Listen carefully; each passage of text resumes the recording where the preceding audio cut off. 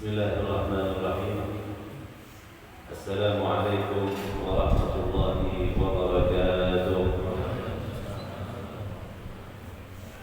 Alhamdulillah, wassalatu wassalamu ala rasulillah Sayyidina Muhammad ibn Abdillah wa ala alihi wa ashabihi wa man wala amma ba'd. Ayuhal muhtaram, para habaib, para masyayikh, para asatidz, para guru, hadirin, hadirat dan akhwat yang dimuliakan oleh Allah Subhanahu wa taala. Sungguh merupakan nikmat yang agung tak kala Allah Subhanahu wa taala berikan kepada kita sebuah kesempatan untuk melakukan kebaikan. Ketika Allah Subhanahu wa taala berikan kepada kita kemampuan untuk melakukan ibadah, ini adalah nikmat yang luar biasa yang Allah Subhanahu wa taala berikan kepada kita. Alhamdulillah, tsumma alhamdulillah. Ketika Allah tempatkan kita di tempat ini berkumpul semata-mata karena Allah Subhanahu wa taala, mengharapkan ridha Allah, mengharapkan syafaat bagi Rasul sallallahu alaihi wa alihi wasallam.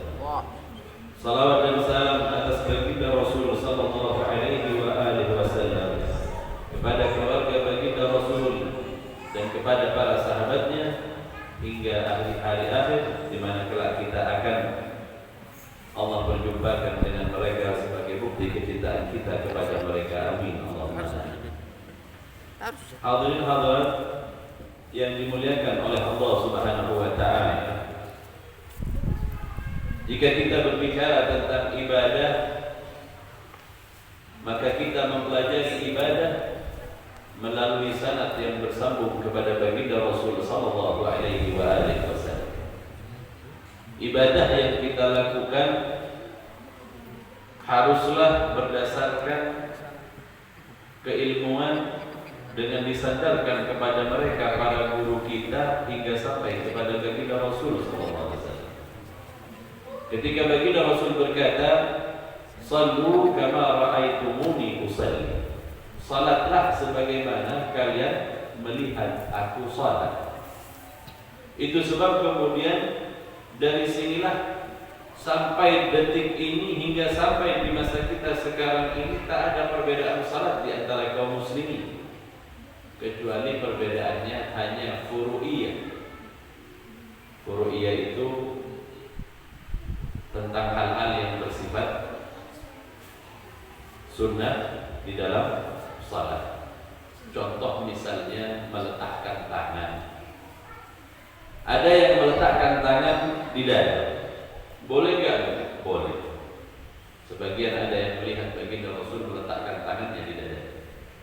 Kemudian ada lagi yang meletakkan di atas pusarnya. Boleh? Boleh. Sebagian lagi ada yang melepaskan. Yang benar yang mana? Semuanya pernah dilakukan oleh baginda Rasul. Yang salah itu yang ada sholat. Menilai orang tapi dia sendiri tidak sholat. Nah, ini furu'iyah. Mereka tetap sholat menghadap kiblat.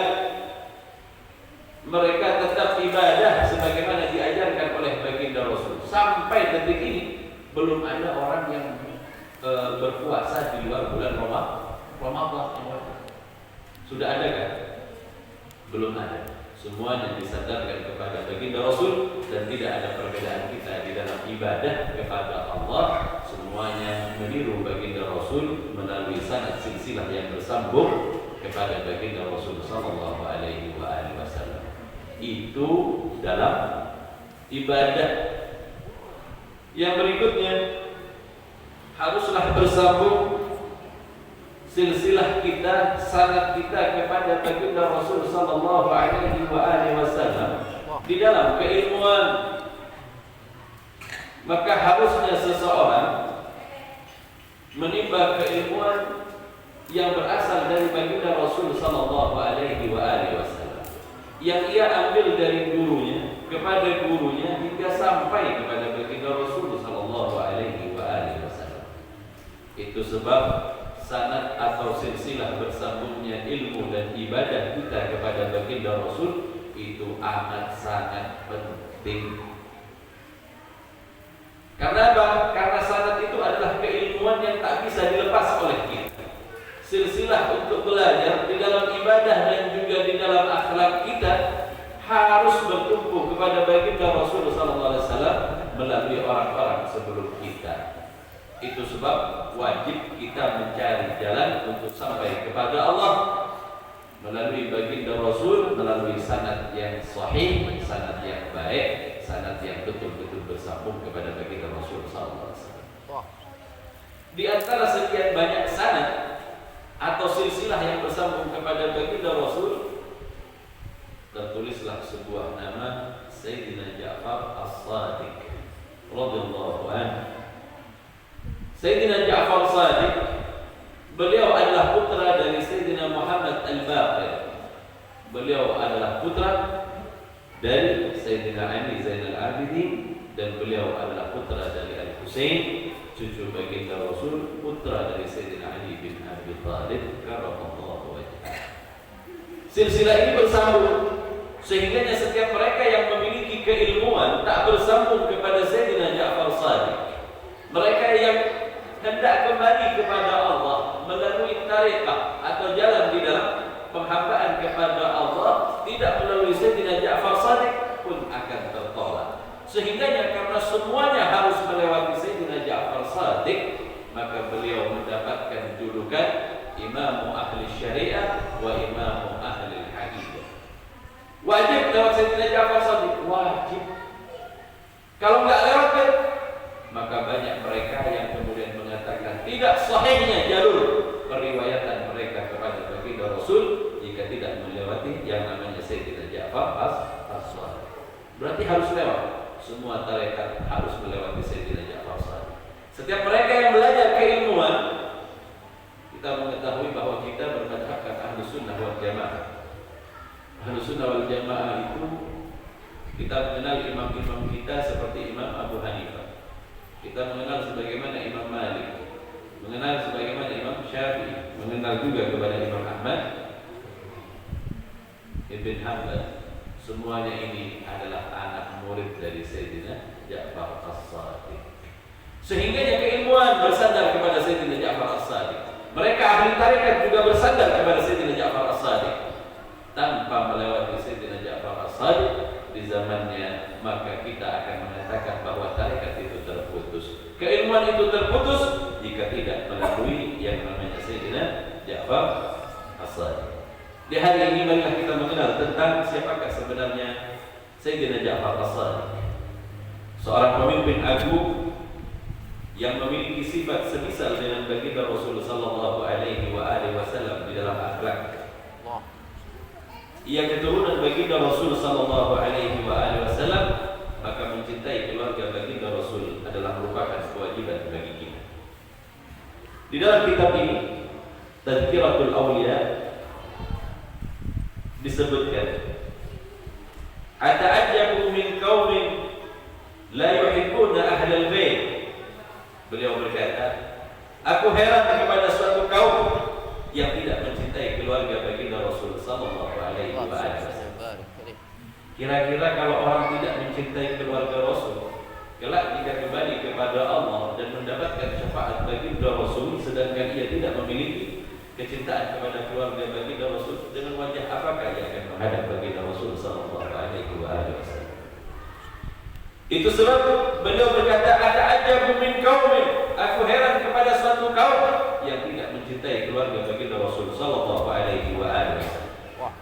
Wa yadununa anna tariqatahum la tuwafiq li ahli sunnah wal jamaah. Bahkan sebagian ada yang menyebutkan bahwa mencintai keluarga Nabi itu bukan bermadhabkan ahli sunnah wal jamaah. Orang gila yang bilang begitu.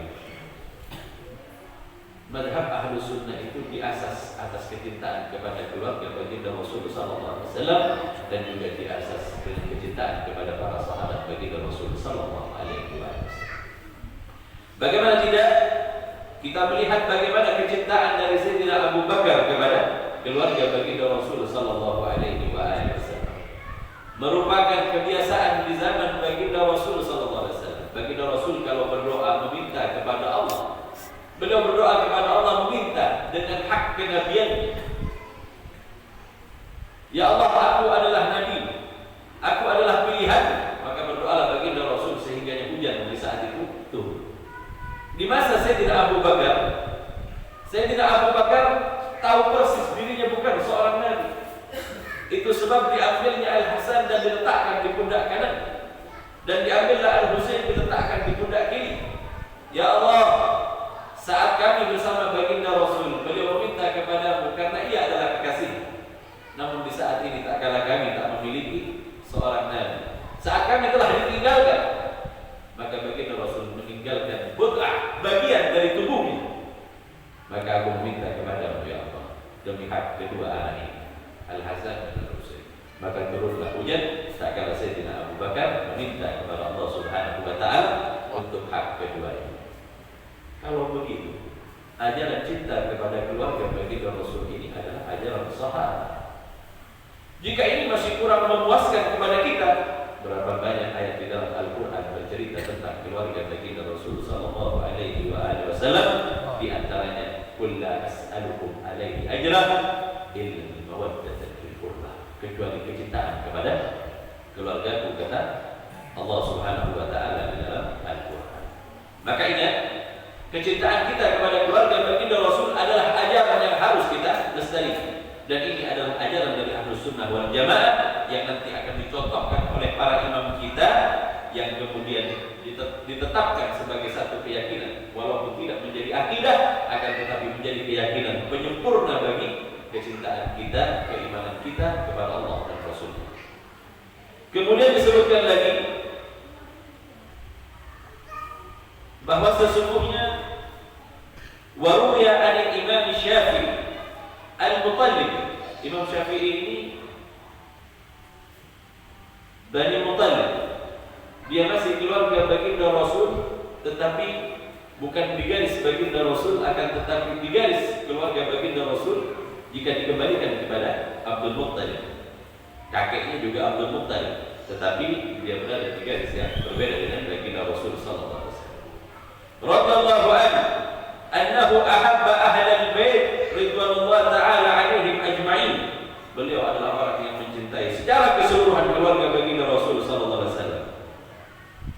Sehingga beliau ini wa yudharu habbahu, menampakkan kecintaannya kepada keluarga baginda Rasul di zamannya.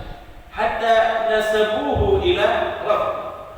Orang-orang di zamannya bilang dia adalah seorang rafidhah, seorang pemberontak. Heran, di zaman Imam Syafi'i itu jika ada orang yang mencintai keluarga baginda Rasul dikatakan sebagai pemberontak.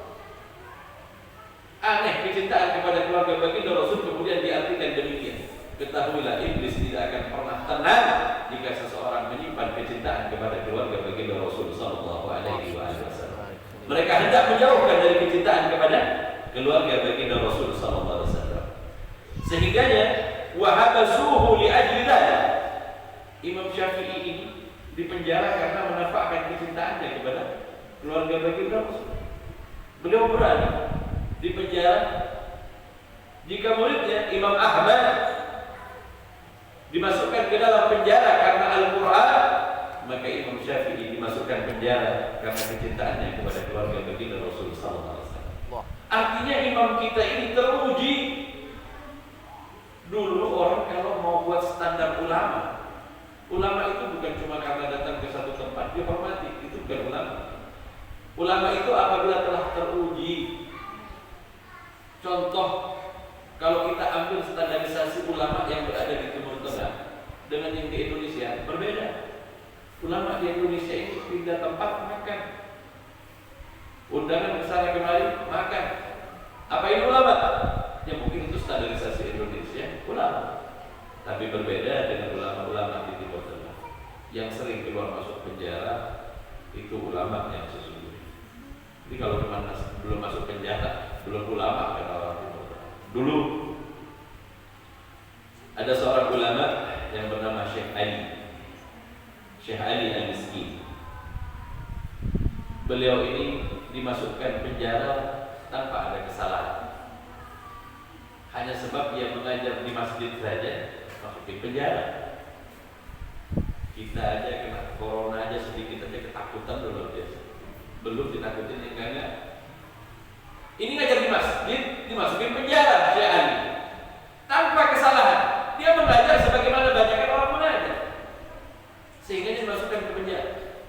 Di penjara 4 tahun lamanya beliau di penjara tanpa kesalahan. Sipir penjaranya luar biasa jahat. Saking sakit hatinya, tiap hari sipir penjara itu melukai batok kepala dari Syekh Ali dengan sebuah paku. Dilubangi, tak. Setiap hari. Belum pernah berkeluh kesah. Dipukulin sudah biasa. Sedikit pun beliau tidak berkeluh. Sampai bagian kepala ini, bagian mana yang tidak ditusuk. Kadangkala paku itu mengenai tempat yang masih belum kering sakit. Belum pernah bersedih. Sampai suatu ketika datang seorang wartawan ke negeri itu untuk mencari tahu tentang perlakuan sipil kepada orang-orang di dalam penjara. Dari narapidana yang lain, wartawan ini tahu bahwa ada satu tokoh ulama yang sering disiksa dan kepalanya dipaku. Siapa namanya? Syekh Ali.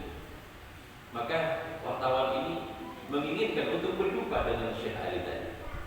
Ketika sampai di tempat Syekh Ali, duduk di dalam penjara bersama Syekh Ali, dia mulai mewawancara. Apakah engkau Syekh Ali al-Miskin? Iya betul. Aku mendengar cerita dari mereka narapidana yang ada di tempat itu. Engkau di penjara tanpa kesalahan.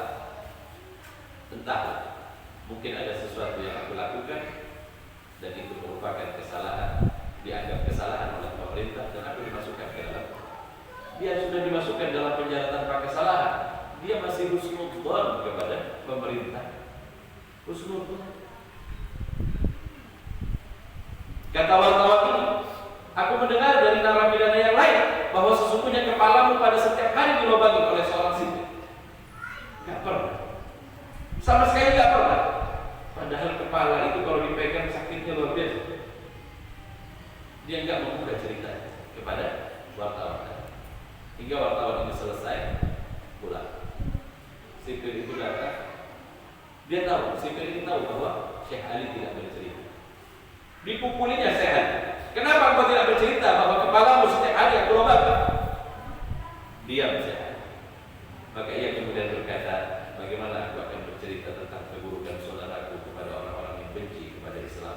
Rupanya wartawan tadi ini berasal dari Eropa yang memang mau mencari kejelekan Islam.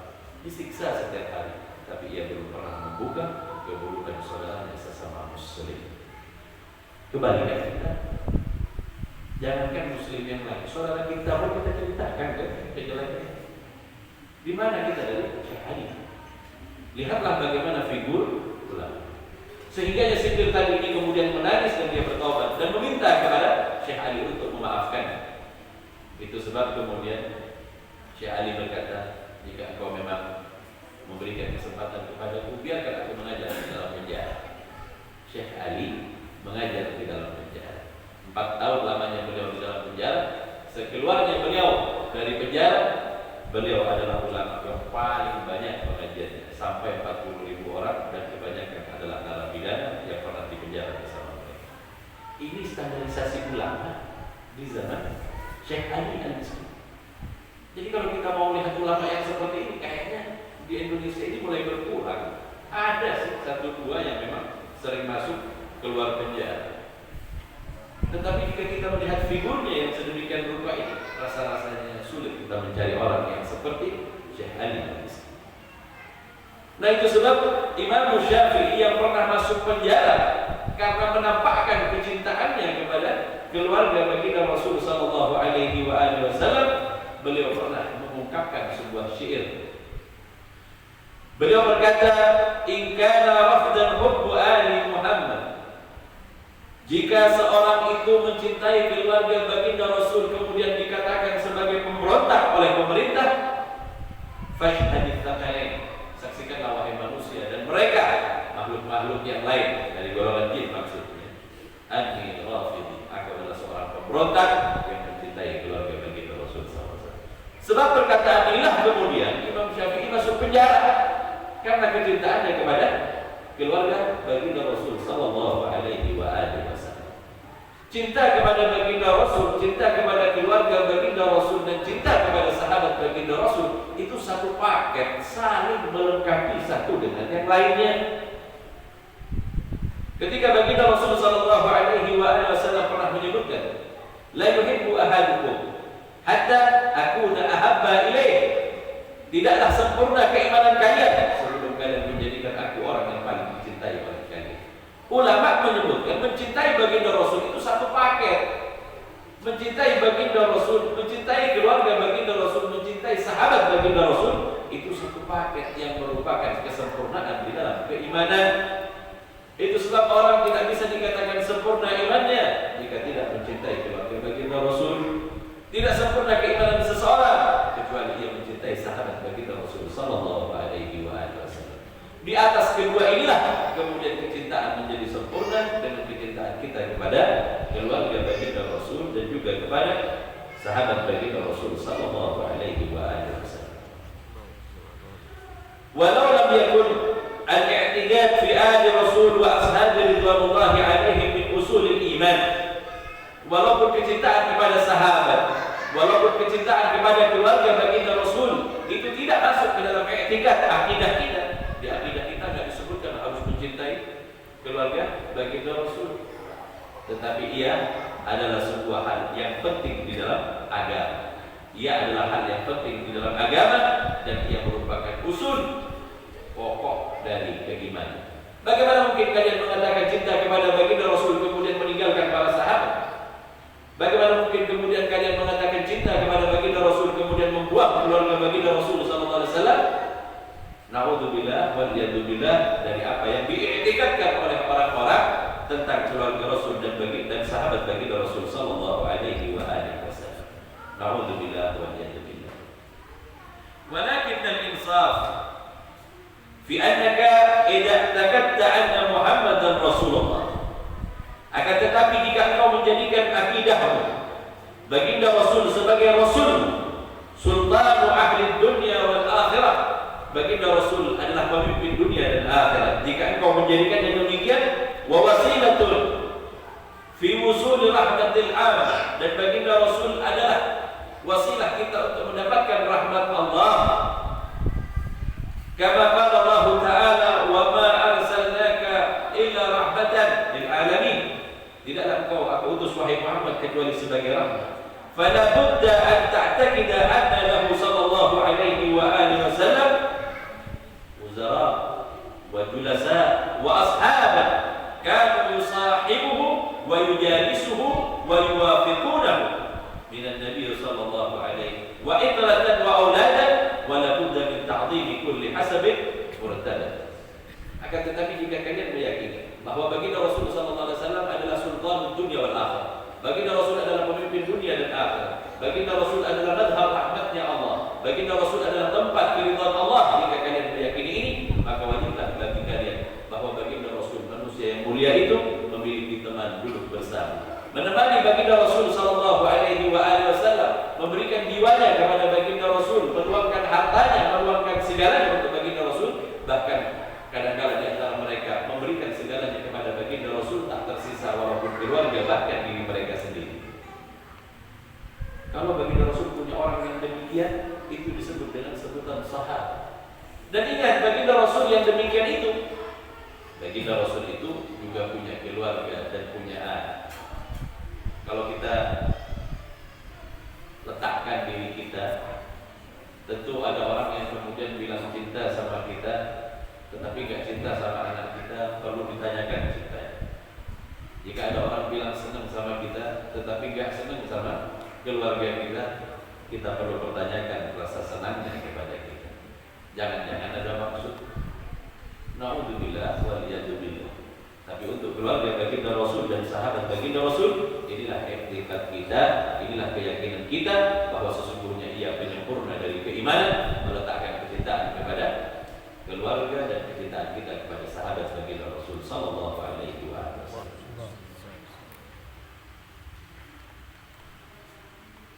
Kemudian wasu'ila Imamul A'dham Abu Hanifah. Suatu ketika Abu Hanifah juga pernah ditanya, radhiyallahu anhu, minal afdal min ashabi Rasulillah sallallahu alaihi wa alihi wasallam. Mani afdal min ashabi Rasulillah sallallahu alaihi wasallam. Siapakah yang paling afdal dari sahabat baginda Rasul sallallahu alaihi wa alihi wasallam? Maka Abu Hanifah berkata, minal masyayikh, dari golongan orang-orang yang tua, yang orang yang paling afdal di antara para sahabat adalah As-Siddiq dan Al-Faruq. Ia adalah Sayyidina Abu Bakar dan Sayyidina Umar dan Ibn Khattab. Wa min asy-syubban, dan dari golongan pemuda adalah Utsman bin Affan. Wa min as-sibyan, dan dari golongan anak-anak yang masih kanak-kanak di masa itu adalah Ali bin Abi Thalib. Wa min an-nisa Aisyah, wa min al-banat Fatimah radhiyallahu ta'ala anhum ajma'in. Ketika ditanya kepada Abu Hanifah, siapa yang paling afdal di antara para sahabat? Sayyidina Abu Hanifah menggolongkan berdasarkan tingkatan. Kalau dari orang-orang tua, Sayyidina Abu Bakar itu lebih muda dari baginda Rasul kurang lebih hanya 2 tahun. Sayyidina Umar berselisih umur dengan baginda Rasul kurang lebih 8 tahun. Lalu kemudian Sayyidina Utsman di masa itu adalah pemuda. Akan tetapi Sayyidina Ali di masa baginda Rasul sallallahu alaihi wasallam diangkat menjadi nabi dan rasul oleh Allah. Sayyidina Ali baru berusia kurang lebih 10 tahun. Karena jarak antara umur Sayyidina Ali bin Abi Thalib dengan baginda Rasul itu kurang lebih 30 tahun. Ini berdasarkan. Pernah juga Sayyidina Hasan Al-Basri ditanyakan tentang afdhalus sahabat. Wahai Hasan Al-Basri, siapakah sahabat yang paling afdal? Hasan Al-Basri menjawab, mereka orang-orang yang dijamin oleh Allah, 10 orang yang dijamin dengan surganya. Siapa saja mereka itu? Abu Bakar, Umar, Utsman, tetapi tidak menyebutkan Ali. Sayyidina Hasan Al-Basri tidak menyebutkan Sayyidina Ali. Ketika turun dari mimbar ditanyakan sama salah satu, mengapa kau tidak memasukkan Ali bin Abi Thalib di dalam sahabat baginda Rasul? Beliau berkata, aku berbicara tentang sahabat baginda Rasul, bukan berbicara tentang keluarga baginda Rasul sallallahu alaihi wasallam. Kemudian juga pernah seseorang bertanya kepada Sayyidina Habib Umar bin Muhammad bin Salim bin Hafid hafizahullah taala. Seseorang datang kepada Sayyidina Habib Umar lalu bertanya, "Ya Habib, siapakah yang paling afdal di antara para sahabat?" Kata Sayyidina Habib Umar, mereka yang ada nasnya dari baginda Rasul sallallahu alaihi wasallam, ada dalilnya dari baginda Rasul, ada sabda dari baginda Rasul. Mereka asyara mubasysyirin bil jannah, 10 orang yang dijamin dengan surga. Hafallah satu-satu ini 10 orang sahabat. Tebak-tebakan aja. Berapa sahabat Rasulullah? Ada pertanyaan dari A, B, C, D. 4 orang, 2 orang, 3 orang, 124 ribu orang. Yang jawab 124 ribu. Kalau benar jawabannya yang ini, saya hafalnya cuma 4 saja. Abu Bakar, Umar, Utsman. Di sini ada pertanyaannya, ada yang 4, ada yang 2, 4 aja. Maksud dia itu dia menjawab sesuai dengan pengetahuannya. Yang tahu cuma 4 orang. Subhanallah, dari sahabat baginda Rasul hanya 4 orang saja yang kita tahu. Sehingga Hasan Al-Basri turun dari mimbar, dia bercerita, yang aku ceritakan tadi itu adalah sahabat, bukan keluarga kita. Begitu juga Sayyidina Habib Umar berkata, dari 10 orang itu yang dijamin dengan surganya Allah Subhanahu wa taala, kata Habib Umar, di antara mereka yang lebih afdal di antara 10 itu 4 orang. Siapa mereka? Yang punya ikatan kekeluargaan dengan baginda Rasul, baik secara nasab ataupun secara sihrat atau karena perkawinan. Ya, Sayyidina Abu Bakar mertua baginda Rasul sallallahu alaihi wasallam. Sayyidina Umar mertua baginda Rasul sallallahu alaihi wasallam. Sayyidina Utsman menantu baginda Rasul sallallahu alaihi wasallam. Sayyidina Ali menantu baginda Rasul sallallahu alaihi wasallam. Lalu orang tadi masih bertanya kepada Sayyidina Habib Umar, Habib Umar, di antara 4 orang ini siapa yang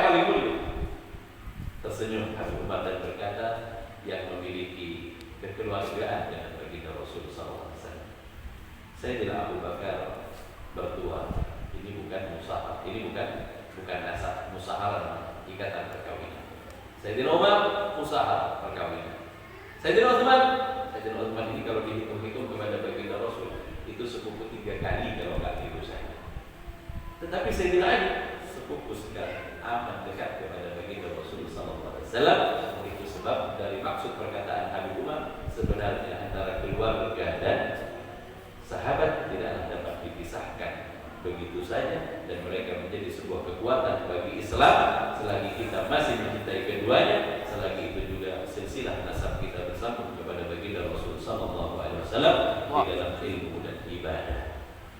Nah, ini semuanya adalah perkataan mereka tentang sahabat dan keluarga baginda Rasulullah SAW. Maka kemudian diteruskan oleh penulis Tazkiratul Awliya ini, aku berkata, la syakka fi anna mahabbata ashabihi sallallahu alaihi wa alihi wasallam wajibatun li mahabbati. Dari inilah aku kemudian tahu bahwa sesungguhnya mencintai sahabat baginda Rasul itu kewajiban bagi kita. Jika kita tidak mencintai para sahabat, lalu dari siapa kita akan mendapatkan keilmuan kita? Coba hitung para sahabat yang 124.000 itu, mereka juga ikut meriwayatkan hadis-hadis baginda Rasul yang kiranya sampai kepada kita dan menjadi pijakan bagi kita di dalam beberapa hukum, di dalam ibadah, ataupun di dalam bertarekat, ataupun juga di dalam akhlak kita kepada Allah Subhanahu wa Ta'ala. Kalau nggak ada sahabat, nggak sampai keilmuan itu kepada kita.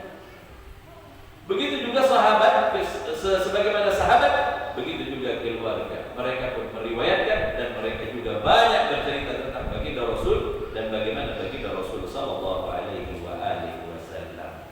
Sehingga mencintai sahabat, mencintai keluarga adalah kewajiban bagi kita agar kemudian kelak tak kala kita kembali kepada Allah, berjumpa dengan baginda Rasul, kita dapat berjumpa dengan baginda Rasul dengan tersenyum karena kita mencintai keluarga baginda Rasul dan mencintai sahabat. Jika tadi itu dalilnya tentang sahabat, maka kemudian tentang ahlul bait bagaimana? Wa kata yuhibbu mahabbatu ali Muhammad sallallahu alaihi wa alihi wasallam diajib. Ketahuilah, cintailah keluarga baginda Rasul karena kalian mencintai baginda Rasul sallallahu alaihi wasallam. Kemudian di dalam kitab Al-Kasyaf fi tafsir qoulihi ta'ala, dari tafsir ayat di dalam Al-Qur'an, qul la as'alukum alaihi ajran illa al-mawaddata fil qurba. Tidaklah aku meminta kepada kalian kecuali kecintaan kalian kepada keluargaku, kata baginda Rasul di dalam Al-Qur'an. Annahu qala sallallahu alaihi wa alihi wasallam, baginda Rasul berkata, man mata ala hubbi ali Muhammadin mata syahid. Hadis baginda Rasul menyebutkan barang siapa yang meninggal dan dia adalah orang yang cinta kepada keluarga baginda Rasul, dia mati dalam keadaan syahid. Dia mati dalam keadaan syahid. Dulu di zaman dinasti Abbasiyah, di zaman itu keluarga baginda Rasul dibantai. Di mana ada keluarga baginda Rasul dibunuh di zaman itu. Sampai suatu ketika masuk ke sebuah kampung, dan di kampung itu ada seorang tokoh ulama yang luar biasa, dan ia adalah orang yang berpegang kepada ajaran baginda Rasul dan amat mencintai keluarga baginda Rasul sallallahu alaihi wasallam. Tiba-tiba beberapa kelompok dari keluarga baginda Rasul yang telah dikejar-kejar oleh mereka dan dibunuh, salah satunya adalah seorang anak kecil bersama ibunya. Anak kecil ini adalah salah satu keluarga dari baginda Rasul yang hidup di zaman dinasti Abbasiyah. Ketika perempuan ini masuk ke dalam rumah orang yang ada di kota itu, ulama yang mencintai keluarga baginda Rasul tadi, dia ketok pintunya, dibuka pintu di saat itu. Keluarga ulama, siapa? Aku adalah keluarga baginda Rasul sallallahu alaihi wasallam. Tidak tersisa kepadaku kecuali anakku ini, anak laki-laki tadi. Kutitipkan ini kepada, biarlah dengan terbunuhnya aku kelak masih ada keturunan baginda Rasul sallallahu alaihi wasallam. Menangis ulama ini, dia ingin menyelamatkan si ibu dan si anak, tapi si ibu berkata, jika aku bersama anak ini, saya anak ini tidak akan pernah selamat. Memisahkan diri mereka. Si ibu kemudian terbunuh dan si anak ini dicari, satu-satunya yang tersisa diletakkan di rumah ulama ini. Beberapa orang yang memang mau menjilat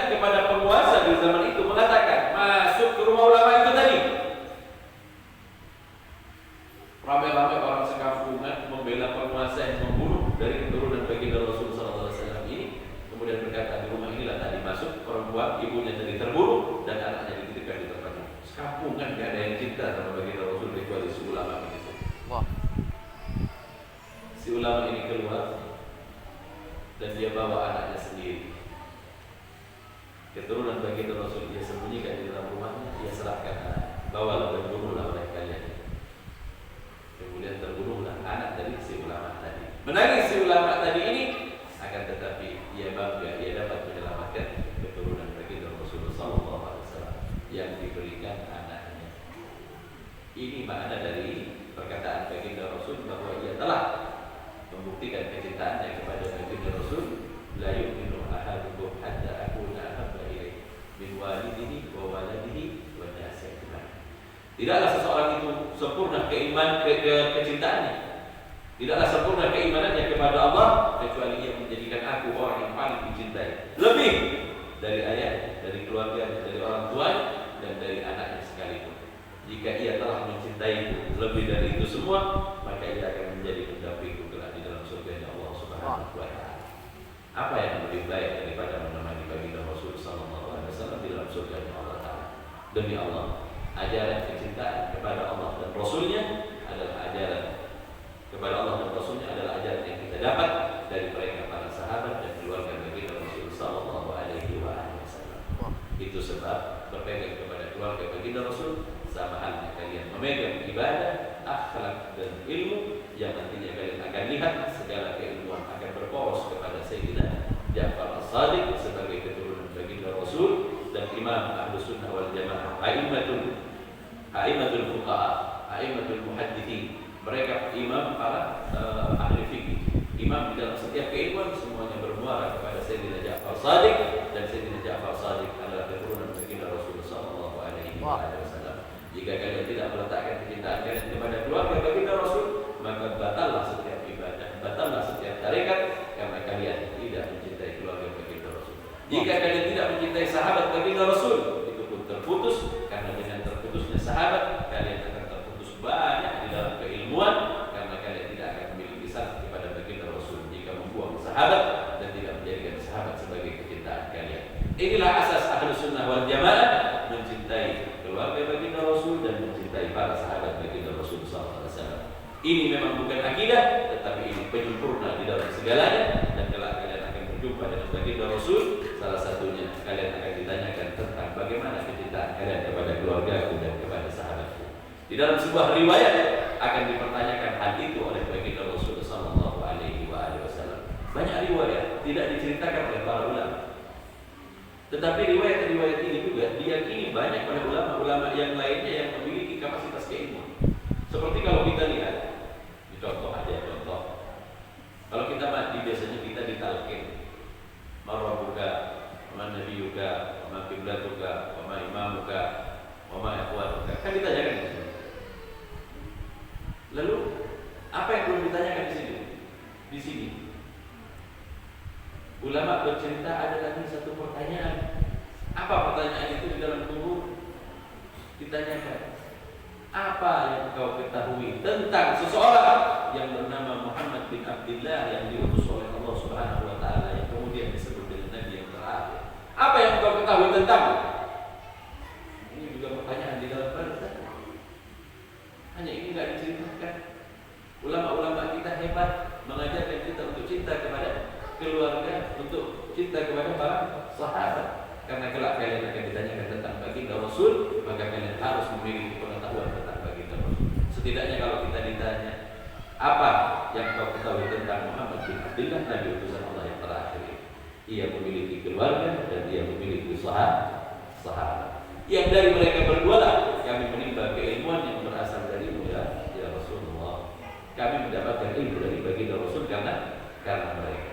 Maka inilah yang nantinya juga akan dipertanyakan tentang sejauh mana kecintaan kalian kepada baginda Rasul sallallahu alaihi wasallam. Itu sebab jadikanlah cinta kepada sahabat, cinta kepada keluarga baginda Rasul sallallahu alaihi wasallam bagian dari keyakinan kita, yang kemudian nanti dengannya lah kita akan membawa ini hingga kembali kepada Allah Subhanahu wa Ta'ala. Semoga kecintaan yang sedikit ini, yang masih belum terbukti ini, dapat diakui oleh Allah Subhanahu wa Ta'ala dan diakui oleh baginda Rasul, yang menyebabkan kita dikumpulkan bersama baginda Rasul dan semoga yang sedikit ini menjadi bekal bagi kita tak kala kita kembali kepada Allah nanti.